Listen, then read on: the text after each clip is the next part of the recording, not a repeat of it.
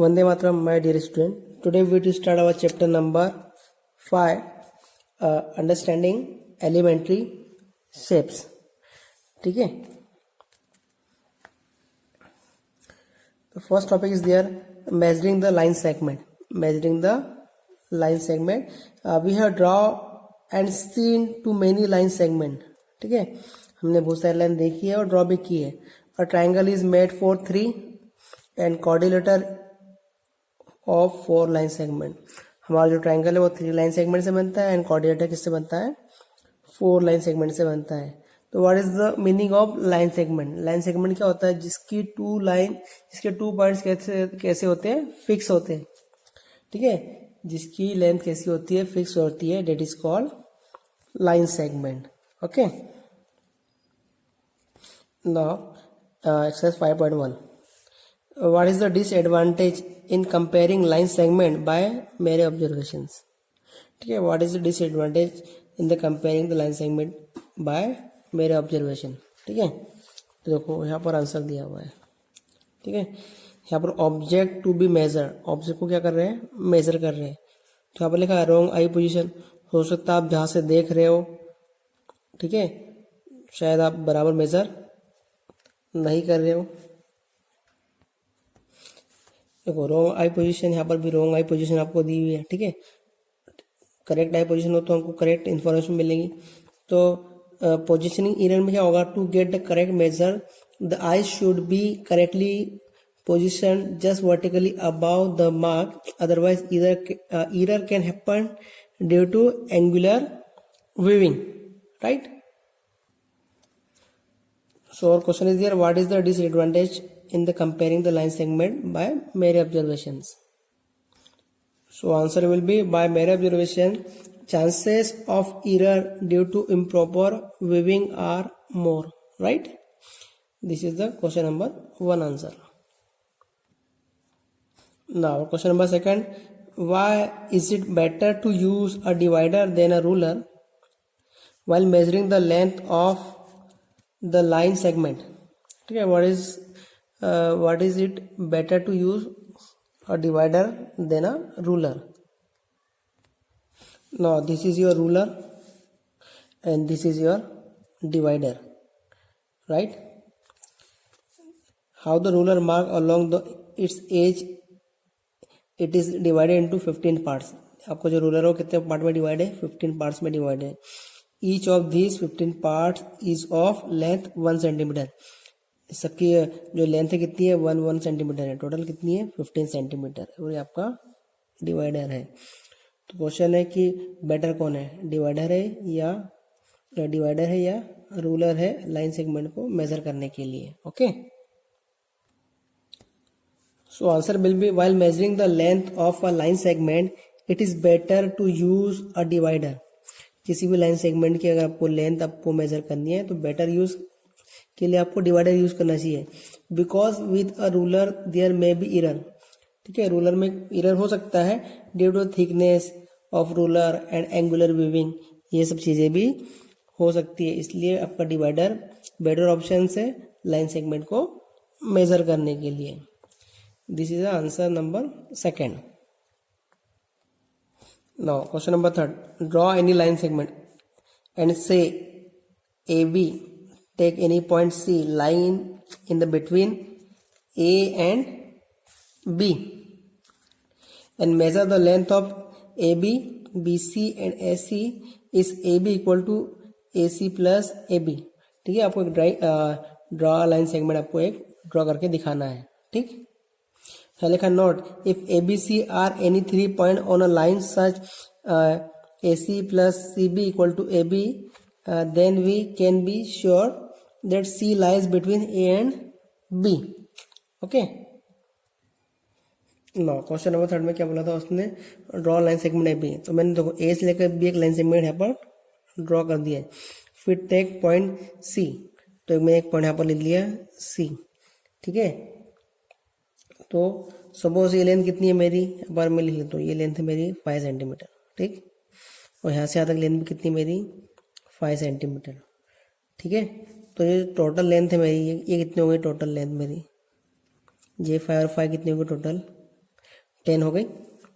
ठीक है, तो अकॉर्डिंग टू क्वेश्चन क्या था, देखो ये टोटल ए से लेकर बी तक मेरी लेंथ कितनी हो गई टोटल 10 सेंटीमीटर। ठीक है, सबसे पहले तो यहाँ लिख देता हूँ ए बी। ठीक है, लाइन सेगमेंट ए बी मैंने बना दी। अब इसमें क्या किया मैंने, ए से सी, ए सी और सी से लेकर बी। ठीक है, तो देखो ए बी कितना है मेरा 10 है और ए सी कितना है आपका 5 और ये भी कितना है आपका 5।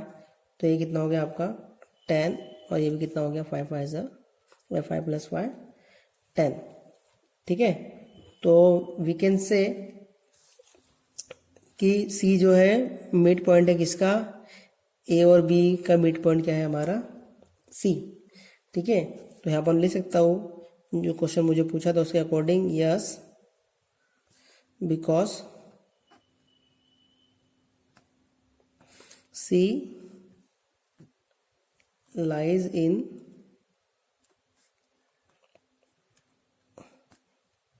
between A and B।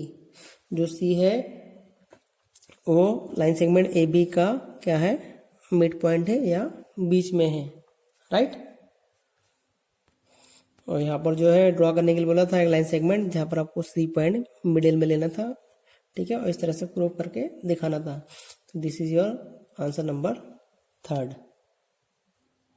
Now question number 4, if A B C are 3 point on a line, 3 point हमारे पास जो कि लाइन में है, सच दैट ए बी जो आपका 5 होना चाहिए और बी सी कितना होना चाहिए 3 सेंटीमीटर एंड ए सी कितना होना चाहिए 8 centimeter, which one of the then lies between the other 2।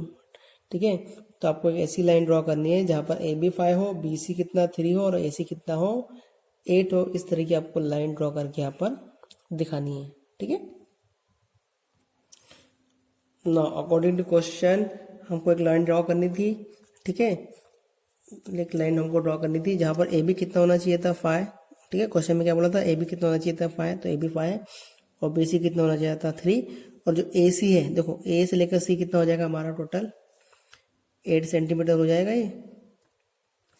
ये आपका ए से लेकर सी कितना हो जाएगा टोटल, ये टोटल आपका बन जाएगा 8 सेंटीमीटर हो जाएगा। तो हमको ये इस तरीके की लाइन ड्रॉ करने के लिए क्वेश्चन नंबर 4 में बोला था कि ए बी आप 5 लो, बी सी 3 लो। ठीक है, बन गई लाइन। और ए सी कितना अच्छी 8 सेंटीमीटर, तो ए सी 5 + 3 आपका 8 हो गया। तो बीच में हमारा कौन सा वर्ड आ गया, तो बीच में हमारा क्या आ गया बी है, लिख दो ना, बी लाइज इन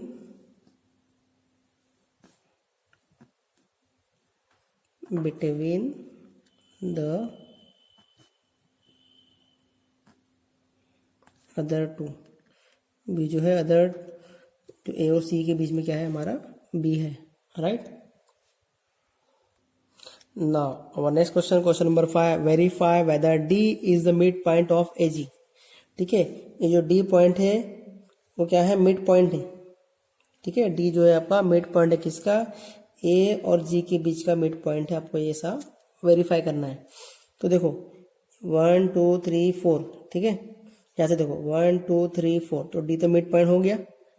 ठीक है, मतलब ए से लेकर डी का जो डिस्टेंस है, ठीक है, ए से लेकर डी का जो डिस्टेंस है वो इक्वल है किसका, डी से लेकर जी के डिस्टेंस से। ठीक है ना,